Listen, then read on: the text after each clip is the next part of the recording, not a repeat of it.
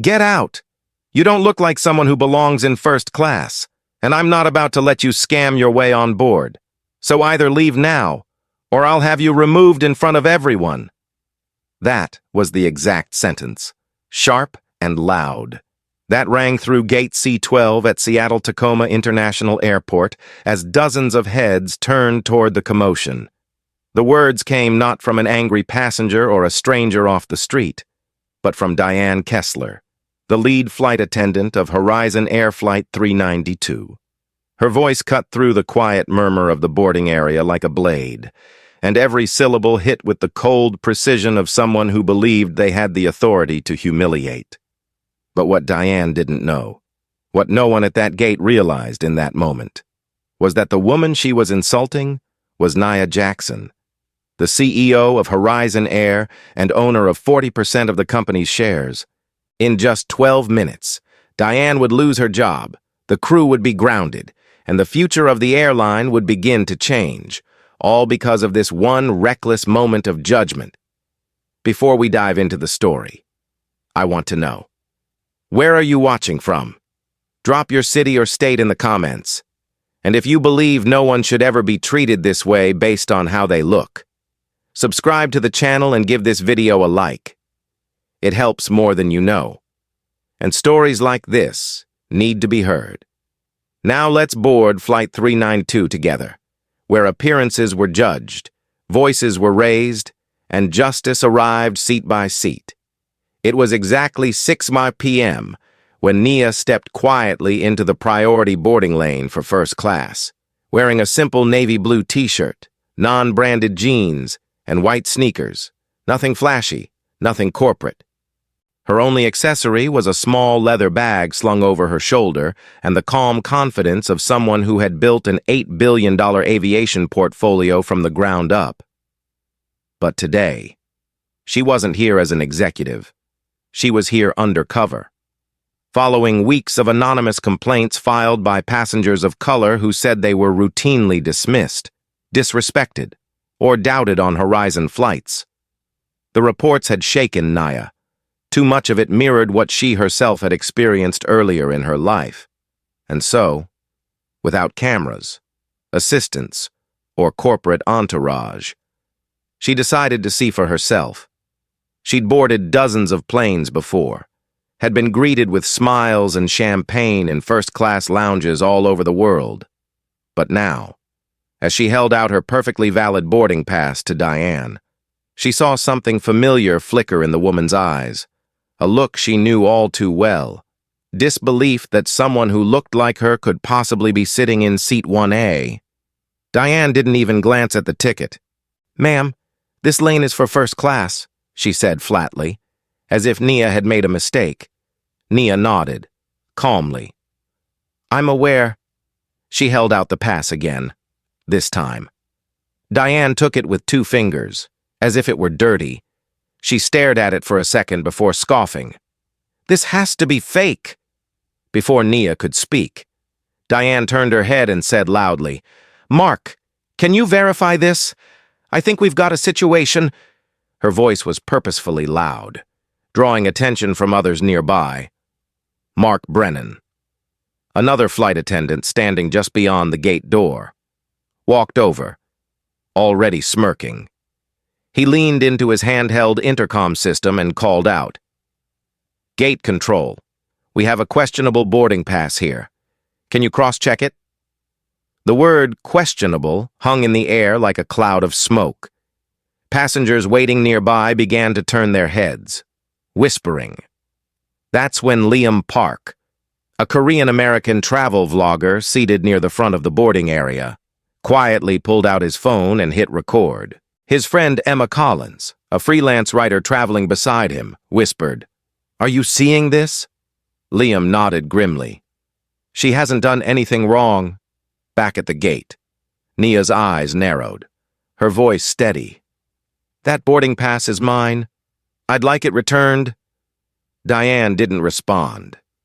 Instead, Chloe Lynn, a younger flight attendant who had just joined the group, stepped forward, grabbed the pass from Diane's hand, and said with an amused look, There's no way someone dressed like this paid for first class. You probably found this in the trash. With that, she tucked the ticket into her uniform pocket and turned away. The insult wasn't shouted, but it didn't have to be. Its cruelty was deliberate, razor sharp.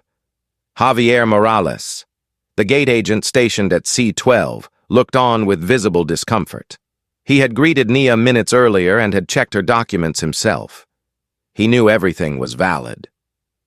"Diane," he said carefully, "I already confirmed her boarding. She's on the manifest." Diane waved him off. "Then you must have made a mistake. She's clearly not who she claims to be." From a few rows away, Emma raised her phone and whispered, "This is disgusting. I'm filming too." Nia took a small breath, restraining the storm building inside her. It wasn't the first time something like this had happened. At 22, she'd been denied boarding on a business trip because a gate agent assumed her low-budget suit and dark skin meant she was lost. That moment had stayed with her, lit a fire that pushed her through business school, private equity, and eventually the boardroom. And now, 2 decades later, it was happening again. Only this time, the stakes were different. This time, she had the power. "Give me back my boarding pass," Nia said.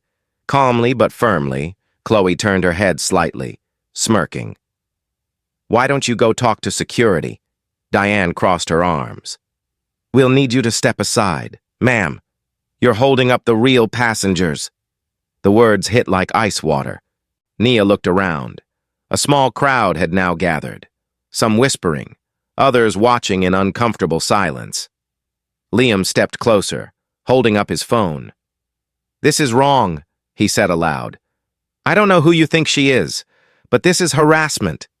Diane turned to him, annoyed. "Sir, please stop filming." Liam didn't lower his phone. "I'll stop when you start treating people like humans." Suddenly, Emma stepped toward Chloe and reached out, brushing her hand lightly against the uniform pocket. "I can read that ticket from here," she said. "It clearly says Seat 1A, Jackson." Several passengers nearby gasped audibly. Javier stepped forward again. "That's the same ticket I scanned earlier." Diane's face twisted in irritation. "We'll get to the bottom of it," she snapped. "But until then, she's not boarding," Mark added mockingly. "Maybe she should call whoever she thinks bought her that seat." Nia turned slightly, pulled her phone from her bag, and dialed a number. "Tara," she said softly when the line picked up. "Activate the internal system. I'm standing at C-12, Flight 392, now." On the other end, Tara Evans, her executive assistant, replied without hesitation, "It's done. You just say the word." Nia looked up and locked eyes with Diane. "You've made a serious mistake." Chloe didn't hesitate, with a tight smile and the same icy confidence Diane wore like perfume. She took one step closer to Nia and held up the boarding pass like it was evidence in a trial. "This ticket's fake. I don't know who you're trying to fool, but you're not getting on this flight. Leave now, or we'll have security drag you out. Your scam ends here." Her voice was sharp enough to turn heads throughout the first-class cabin. Mark Brennan, still standing near the entryway of the plane, added fuel with a louder voice, waving toward the gate.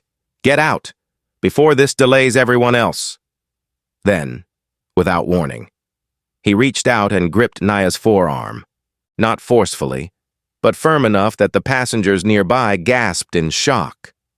"We don't have time for this," he growled. "You're not even supposed to be here." Nia didn't flinch. She didn't pull back. She simply stood her ground, looking directly into Mark's eyes and saying with a voice quieter than before, but with the weight of stone, "Take your hand off me," Chloe barked. "She's a fraud."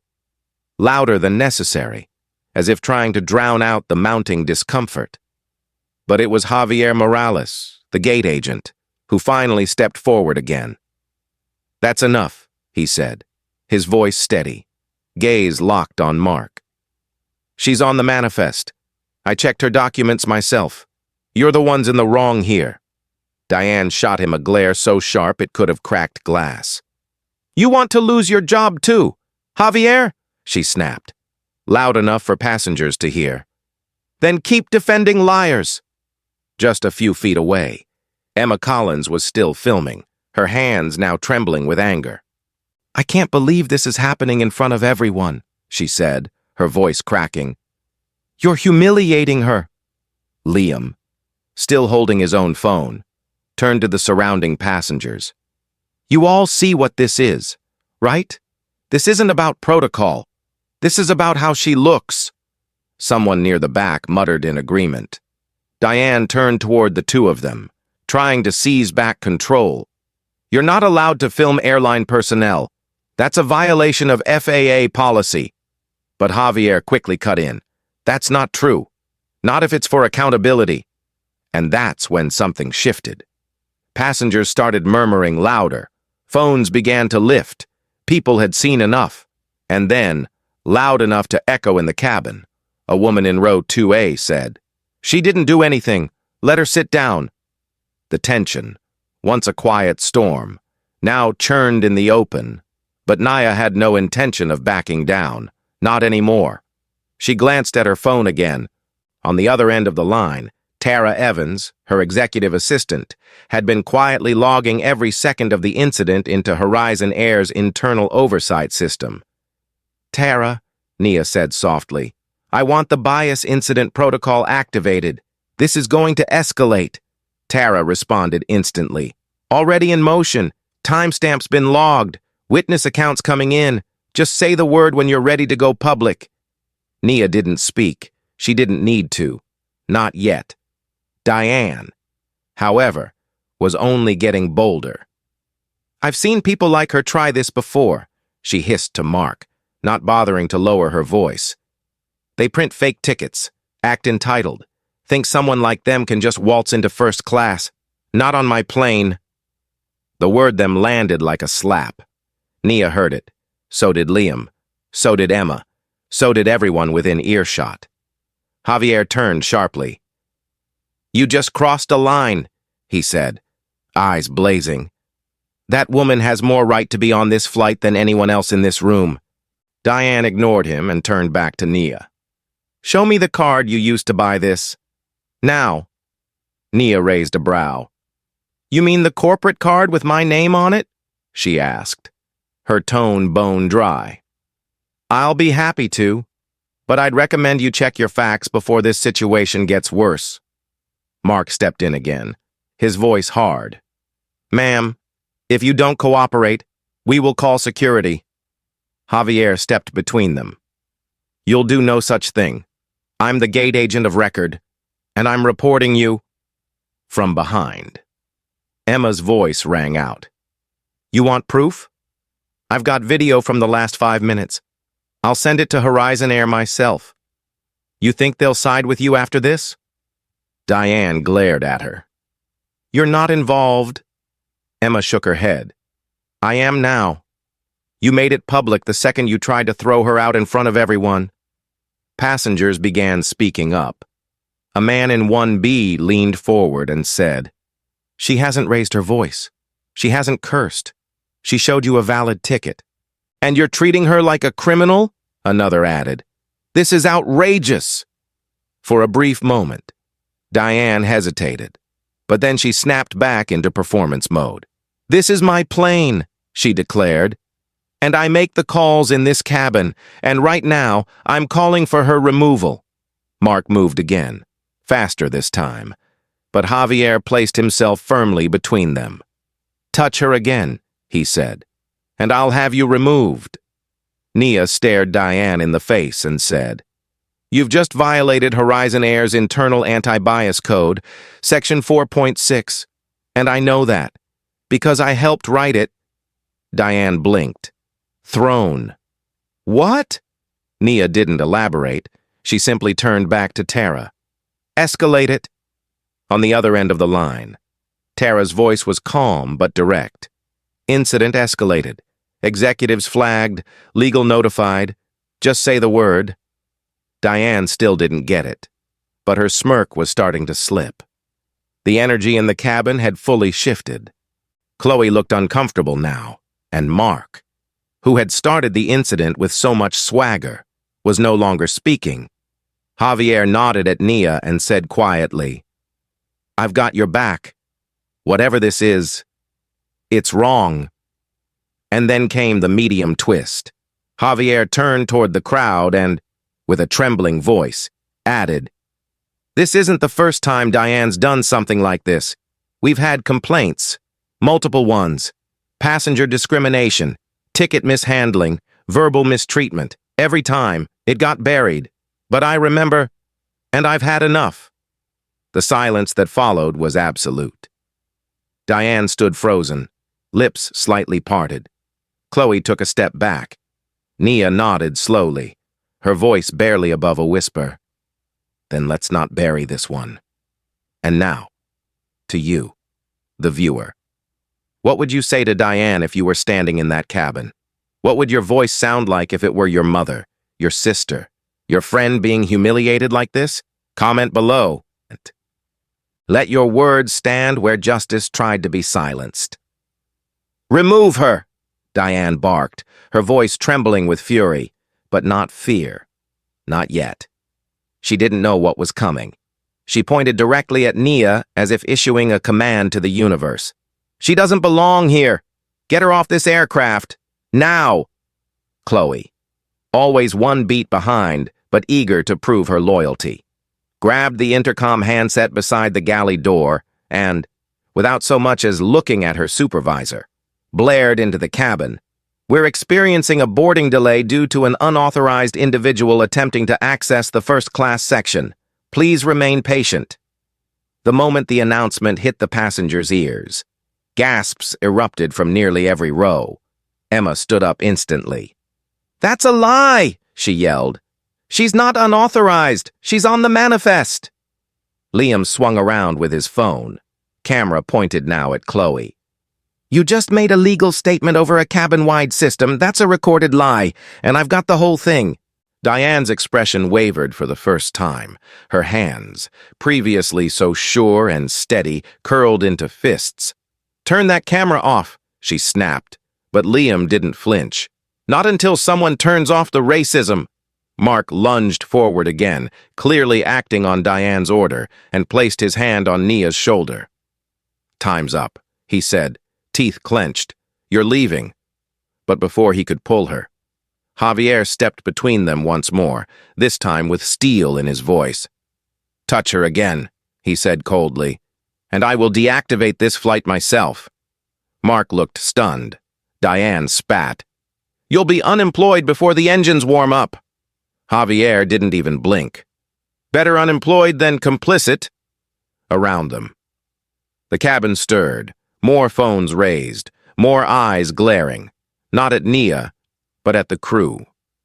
This wasn't just a misunderstanding anymore.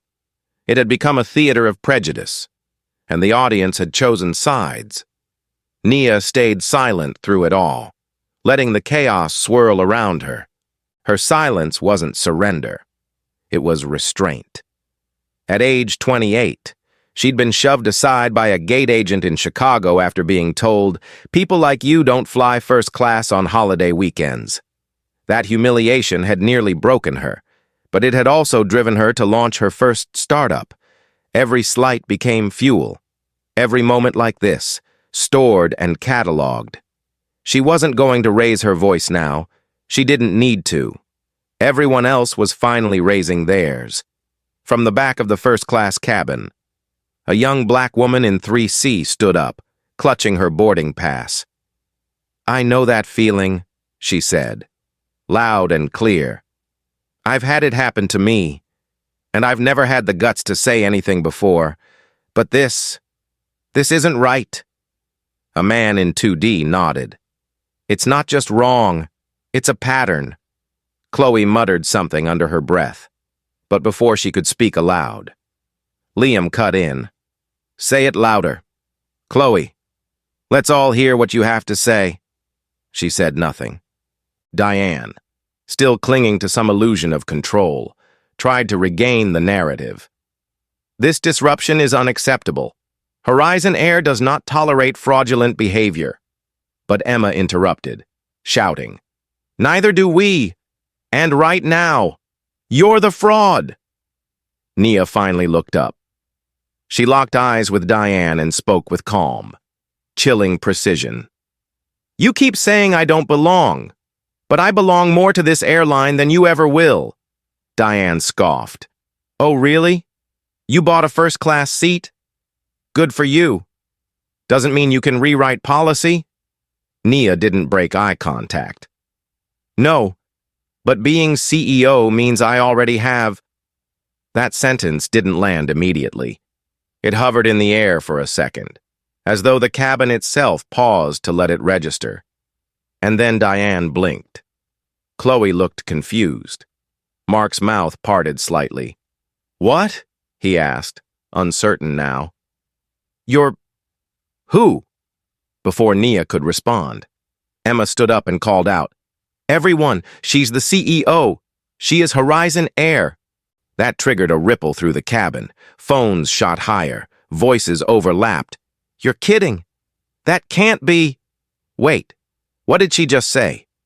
Liam turned his camera toward Nia. "Is that true?" he asked. "Are you really the CEO?" But Nia didn't answer. Not yet.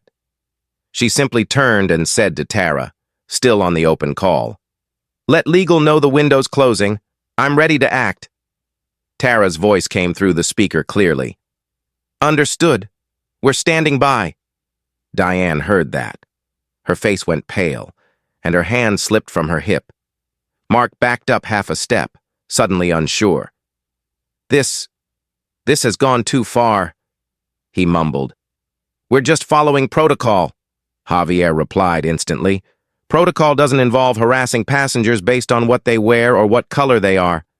Then, without being told, the passengers in rows 1 through 3 stood together. They stepped into the narrow aisle and formed an unspoken blockade between Nia and the crew.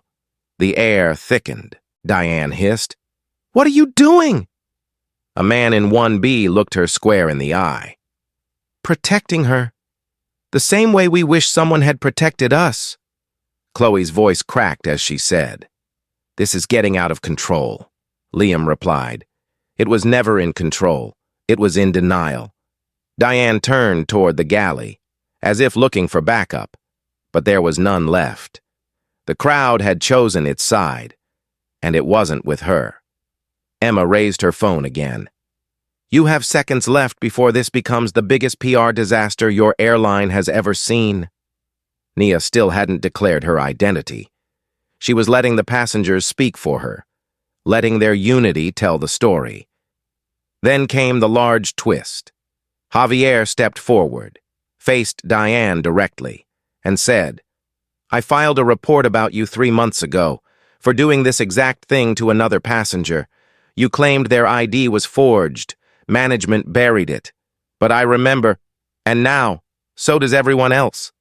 Diane opened her mouth, but no sound came out. Her face flushed. Chloe slowly pulled the boarding pass from her pocket and, without a word, held it out. Nia didn't take it. She looked around the room, then back to Chloe and said, "You're not in control anymore." Now, to you watching at home, what would you have done in that moment? If someone you love were publicly humiliated like this, would you stay silent or stand? Tell us in the comments, because silence protects the guilty. And stories like this, they only get told if people like you refuse to look away. Mark moved again, this time more aggressively. "We've given you every chance," he growled, stepping toward Nia with outstretched hands. "You're leaving this plane now." He didn't ask. He didn't wait. He reached for her arm like he had the authority to take her somewhere she didn't belong. But the cabin had changed. Everything had changed. Before he could touch her again, a wall of people stepped forward. Row 1, then row 2, then 3. Liam, Emma, the woman from 3C, the man from 1B, even the elderly couple in 2A and 2B, who hadn't said a word until now, stood. "Back off," one of them snapped. "You're not laying a finger on her." The human barrier tightened, and Mark was stuck. "Move!" he barked at the passengers, but no one budged. "I said move!" Still, they stood shoulder to shoulder, arms folded, unmoving. Diane's voice rang out in panic. "This is a federal offense, obstructing a flight crew." But her tone had shifted. It wasn't authority anymore. It was desperation. Chloe stood frozen, still clutching the boarding pass like it was some kind of shield. Javier held up a hand, stepping between them again. "You've pushed this far enough. You tried to remove a verified first-class passenger. You made an announcement over the intercom calling her an intruder. You've insulted her, grabbed her, and now you're ordering her off the plane while passengers are filming and filing complaints in real time. Stop talking." Diane opened her mouth to snap back. But it was Mark who broke first. His shoulders sank. "This isn't what I signed up for," he muttered. I thought she was lying." He looked around at the rows of passengers who had stood in defense of the woman he had tried to eject. He looked at Chloe, who was now biting her lip, her hand trembling slightly. And then, finally, he looked at Diane, but she wasn't looking at anyone. She was staring straight ahead, eyes unfocused, like someone who had just realized they were in a different movie than they thought. Nia didn't say a word. She hadn't moved since the start of the standoff. Her breathing was steady. Her hands relaxed. Her silence was louder than any shout. On the phone in her palm, Tara Evans was still connected, her voice quiet but ready. "Nia," she said gently. "Sarah Mitchell is on the line. She's been briefed." Sarah, board member, longtime corporate ally, one of the few people at the top who had always backed reform. "She's waiting for your go." Nia nodded once. "Put her through." Diane's eyes flicked toward her, confused. Sarah's voice came through the speaker. "Nia, you give the word, and this crew is grounded, permanently." Diane took a step forward, her voice finally cracking. "Who are you talking to? What are you doing?" But Nia didn't answer her. She never looked at Diane again. Her eyes stayed on the passengers, the people who had stood up, who had formed a line between her and injustice. "Sarah," Nia said clearly, "I want to begin immediate termination protocol for Diane Kessler. I want Mark Brennan grounded pending review, Chloe Lynn as well, effective now." There was a pause on the other end. Then Sarah said, "Understood. Consider it done." Diane flinched like the words had struck her. "Wait, what are you saying?" she demanded. "You can't." But Nia raised her voice slightly, not loud, but firm enough to stop the entire cabin. "I'm saying I'm Nia Jackson, CEO of Horizon Air, and I just removed 3 employees from service for violating the very policies they swore to uphold. You treated a valid passenger like a criminal. You denied my boarding, attempted to publicly humiliate me, and incited chaos inside this aircraft. And now? You're done." A hush fell over the cabin. Someone dropped a pen. Someone else whispered, "Oh my God." And then Chloe, who had been standing behind Diane the whole time, let the boarding pass fall to the floor. It landed near Nia's feet. Chloe didn't bend to pick it up. She just stared at it. Then, without a word, she turned and walked slowly toward the galley, eyes shining. Mark didn't move. Diane stood frozen, mouth open slightly, one hand raised mid-air as if she were about to make a final, useless argument. But no words came. Tara's voice came through again. "Termination confirmed. System's been logged. Crew suspension effective immediately." Then another voice followed hers. Sarah, calmly adding, "Media is preparing a statement. We're backing you fully. Do what needs to be done." Diane finally found her voice. "You're ruining everything," she hissed. All of this, for what? Nia turned to her slowly, eyes steady. No. You ruined it. The moment you opened your mouth and decided I didn't belong based on how I looked, you ruined your own career.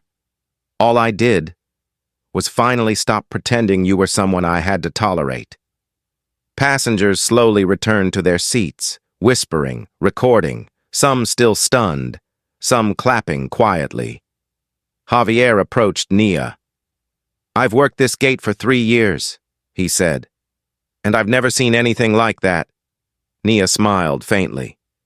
"You stood up when it counted. That matters." He lowered his head, touched. "Thank you." Mark shuffled toward the jet bridge, dazed, escorted now by another gate staffer. Chloe remained in the galley, out of sight. Diane, still rigid in the aisle, was now clearly trembling. "You think this ends here?" she spat. "You'll get backlash. You'll get blowback." Nia tilted her head. "Maybe. But you're not flying today. I am." And with that, she stepped over the boarding pass that had once been stolen from her, paused at row 1A, and placed her bag on the seat that had always been hers, the seat they tried to keep from her. And just before sitting down, Nia turned to the cabin and addressed everyone, not loudly, but with the calm of someone reclaiming her space. "For those of you who spoke up, thank you. You didn't know who I was. You didn't need to. You just knew something was wrong. And you acted. That's what changes things." Then she sat, pulled the seatbelt over her lap, and leaned back as if nothing had ever happened. Even though everything had... The silence that followed was not empty. It was weight. It pressed on everyone in the cabin like cabin pressure shifting mid-flight. For several seconds after Nia sat down in seat 1A, no one moved. The passengers, once buzzing with murmurs and cell phone whispers, were now still, staring, not in disbelief, but in dawning recognition. A storm had passed through the aircraft, but it hadn't just blown through. It had rearranged the entire sky. Diane remained standing several rows away, frozen in place, her expression a warped cocktail of disbelief and indignation. Her arms, once crossed in command, now hung limply at her sides. Mark had disappeared down the jet bridge without a word, eyes hollow. Chloe lingered in the galley, out of view, her posture hunched, her energy collapsed inward. It was over, but not done. Because Nia Jackson had not just claimed her seat. She was about to claim the airline's conscience. Nia took out her phone again and tapped once. "Tara," she said quietly. "Patch Sarah back in. Put her on speaker." Within seconds, the soft chime of connection sounded, followed by Sarah Mitchell's calm voice. "I'm on. Go ahead." Nia stood again, not because she needed to, but because she wanted to face the cabin, to look directly at the people who had stood up when the crew failed to... "Ladies and gentlemen," she said, voice composed yet undeniably resonant. "My name is Nia Jackson. I am the CEO of Horizon Air, and I own 40% of this company. I boarded this flight undercover to investigate recent complaints of mistreatment and bias. What you just witnessed, what you participated in, is exactly why I'm here. Not because I expected it, but because I've lived it before." A gasp swept across the rows. Several passengers leaned forward. Others pulled out phones again, but no one interrupted. "Diane Kessler," Nia continued, "as of this moment, you are terminated from Horizon Air. Your behavior, your words, and your disregard for protocol, dignity, and basic human decency have disqualified you from continuing in this company. Your authority in this cabin is revoked." She didn't wait for a response. "Mark Brennan and Chloe Lynn are hereby grounded indefinitely pending a full ethics review. Chloe will also be permanently barred from re-employment at Horizon." That last sentence broke Chloe. From the galley came a small noise, half sob, half breath. Then a whisper, "I didn't mean to. I thought I was doing what I was told." Nia turned slightly in her direction. "You didn't just obey. You volunteered." Javier, standing near the front, blinked rapidly. The weight of what had just happened was beginning to catch up to him. "Does this mean?" he asked softly. Nia gave him a nod. "Yes. You stood for what was right, even when it meant standing alone. I'm recommending your immediate promotion, effective today." A round of light applause came from the passengers, not because of the drama, but because of the relief. Someone had done the right thing, and it finally mattered. Sarah's voice returned through the speaker. "All actions are logged. Press statement pending. Legals preparing language. You have our full support. Nia." Diane still hadn't spoken. She stood like a discarded statue, abandoned by the very authority she once weaponized. Her voice finally cracked through the quiet. "You think this makes you better than us?" Nia tilted her head, eyes calm. "No. I think it proves I was never beneath you." Emma stepped forward from her seat, phone lowered now, hands trembling with adrenaline. "I've never seen anything like this," she said. "And I've flown all over. But this felt personal. Thank you for doing what most CEOs never do. Show up." Liam joined her, his voice still tight from the earlier confrontation. "I'll delete the footage if you want," he said. "But if this ever happens again, if someone else needs proof, it's here." Nia nodded. "Keep it. I don't need public spectacle, but I do need people to remember what silence enables." Just as she was about to sit again, a voice came from behind. It was soft, unsteady. Mark. He had returned to the cabin entrance, his uniform rumpled, his face drained. "Wait," he said. "I need to say something." Everyone turned. Even Diane turned, startled. "You don't have to," Nia said. "You're no longer under obligation." But Mark shook his head. "I'm not doing it as crew. I'm doing it as a human." He stepped forward slowly, voice cracking, eyes not on Nia, but on the passengers. "This wasn't the first time. Diane, she's been doing this for years. She always justified it as instinct, said she could spot liars, scammers, people trying to sneak into first. But it was always the same pattern, same kind of passengers, same assumptions." He swallowed. "And I let it happen. I laughed along.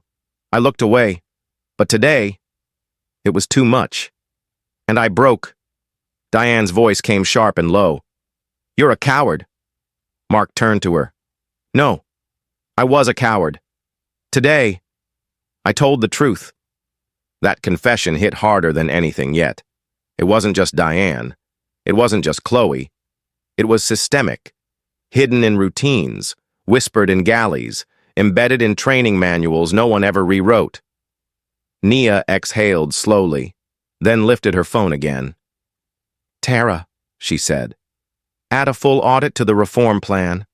I want every passenger complaint in the last 5 years reopened, and I want Mark's statement added to the report." Tara's voice came back, clear and unwavering. "Already writing it. The entire airline's watching, Nia, and for the first time. They're scared for the right reasons."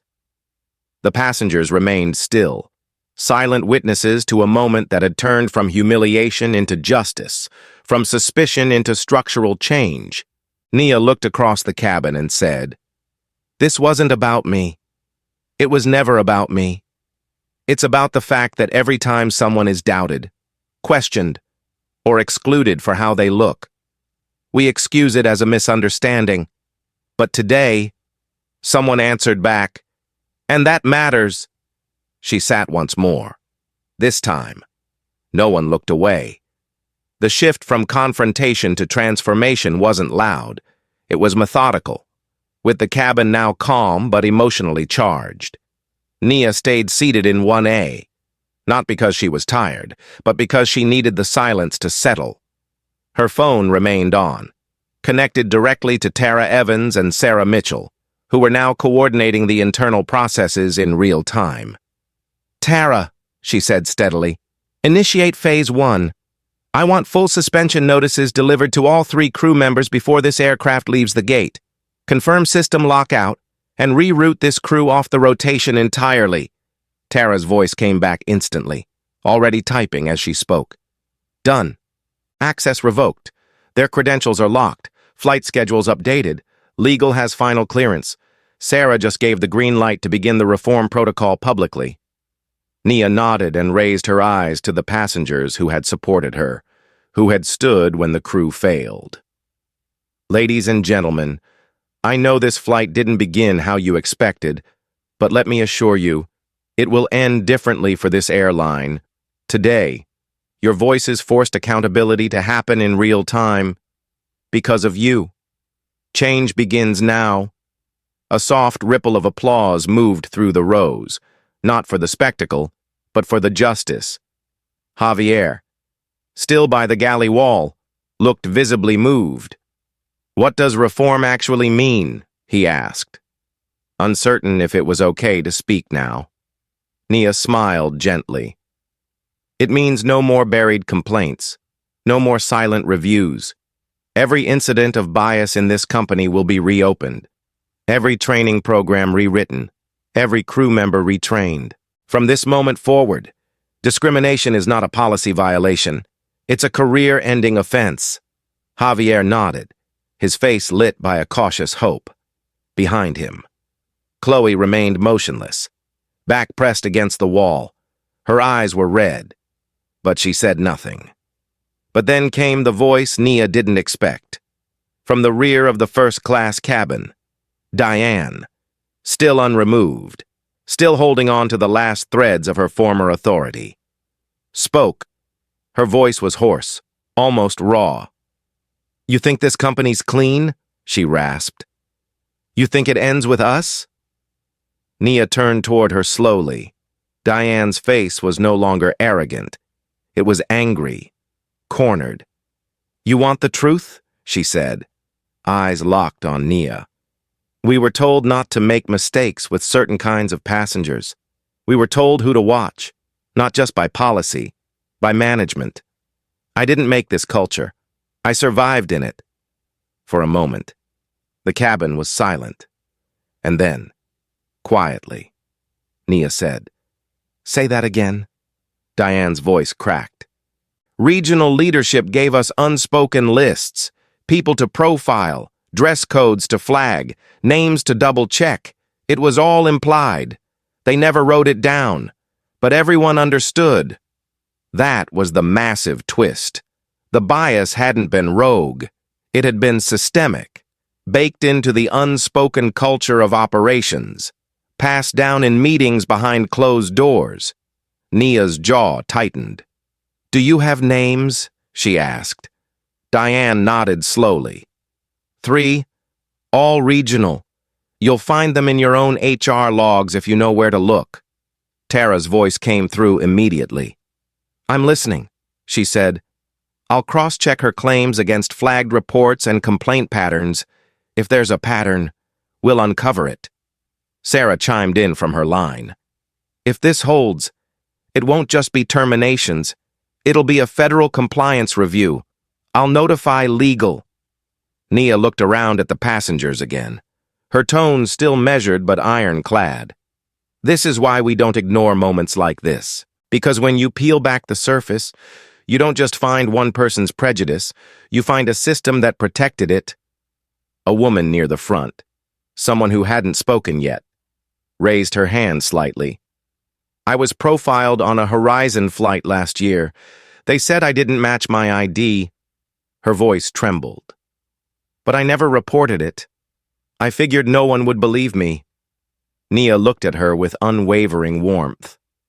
"They will now." Behind her, Javier stepped forward. "If there's anything I can do to help, even beyond this flight, say the word." Nia turned to him, her voice soft. "You already did, and that's why I want you on the team reviewing these complaints. He blinked. Seriously? Seriously? She said. I need people who don't just understand the rules. I need people who remember what it feels like when they're broken. At the front of the plane, a second gate agent arrived quietly and escorted Diane toward the jet bridge. She didn't fight. She didn't speak again. And this time, no one watched her go. They turned instead to Naya, who remained in her seat, one hand on her phone, the other pressed lightly over her heart. The cabin had gone from conflict to clarity. The reform had begun. Not in a press release, not in a boardroom, but right here, seat by seat, witness by witness, 3 months later. The ripple from Flight 392 hadn't faded. It had spread. Diane, Mark, and Chloe had all been officially terminated following internal review. With Diane permanently barred from working in commercial aviation, again after multiple passenger complaints surfaced from past flights. Federal regulators had launched a quiet investigation into Horizon's regional management practices. Following the leads Diane reluctantly gave, the 3 names she'd mentioned were quietly removed from their posts after logs and internal communications confirmed they had fostered a culture of targeted surveillance against passengers who didn't look the part. Nia had not returned to flying immediately after that day. She'd spent the summer meeting with cabin crew, revising outdated training manuals, and rebuilding her airline's image from the inside out. But she hadn't done it for headlines. There were none. The story of what happened on Flight 392 never made it to social media during the flight. Emma and Liam honored their word, and though the footage remained archived, it was never posted. What happened instead was more powerful: an internal reckoning, a culture reset, and a grassroots shift across Horizon's employee network. A bias reporting hotline was launched. A full-time equity board was installed. And at the center of it all, guiding every new policy with the same calm fire she had shown in Seat 1A, was Nia Jackson.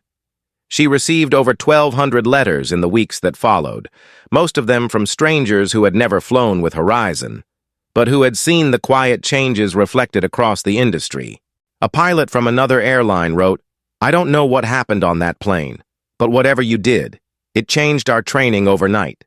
A flight attendant in Texas wrote, "Because of you, we're no longer afraid to speak up when someone crosses a line." But it was the handwritten letter from a passenger on Flight 392 that sat framed on Nia's office wall. It read, in careful cursive, "You didn't raise your voice. You raised the bar. You made dignity feel possible again." That note came from the woman in 3C, the one who had stood up when Mark reached for Nia. Her name was Deborah, and in the letter she described how she had never stood up for herself in the face of bias before that moment. But seeing everyone else stand for Nia gave her the courage she didn't know she still had. Chloe Lynn, surprisingly, had written too. Her letter came with no return address. It was short, just 2 paragraphs. In it, she apologized, not only to Nia, but to the passengers she had disrespected in her career. She wrote, "I didn't realize how much I had absorbed until that day. You exposed it in front of everyone. I'll never forget the silence after you said, 'You volunteered.' It haunted me. In a way it needed to." She closed with, "Thank you for not destroying me. You could have. Instead, you showed me who I was, and that's something I needed more than punishment." And now, as Nia stood once again at Seattle-Tacoma's Gate C-12, this time in a sharp navy blazer, walking openly under her own name, she didn't feel bitterness. She felt resolve. Javier was there, now wearing a black Horizon name tag that read Equity and Passenger Experience Officer. They exchanged a smile. No words needed. As passengers boarded the new flight, they were handed discreet cards reminding them of Horizon's new Passenger Bill of Rights, each one approved by Nia herself. In the corner of every card were 3 words: "Dignity flies. Here." But not everything ended quietly. The final twist came in the form of a second audit, one requested by Horizon's Independent Ethics Board just weeks after the Flight 392 incident. That audit uncovered that over 36 passenger complaints over the past 4 years had been deliberately misfiled or left unresolved by a specific manager tied to Diane's prior base. It wasn't an accident. It was a cover-up. The manager, long since promoted, was removed from the company after the findings were verified. Nia hadn't anticipated that her 12 minutes in the cabin would crack open the company's deepest fault lines. But she hadn't been surprised either, because bias never stayed small. It spread, and when it wasn't named, it rotted everything it touched. Before boarding the new flight, Nia turned back one last time to the cabin, just for a second. Seat 1A sat empty, waiting, not just for her, but for whoever came next. For the passenger, someone might still doubt, question, underestimate, but not anymore. Not without consequences. And now, to you watching, if you've ever stayed silent in moments of bias, let this be your moment to change that. Share your thoughts below. Speak for the ones who couldn't. And if this story moved you, subscribe to this channel and share it with someone who needs to be reminded that silence isn't strength. Justice is.